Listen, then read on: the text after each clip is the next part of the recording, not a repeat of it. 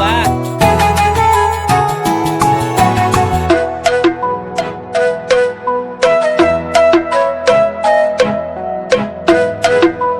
Hello મિત્રો, વાગે છે 7 ને અમારા ઘરે આજે સમોસા બનાવવાના છે, તો સમોસાની તૈયારી ચાલી રહી છે.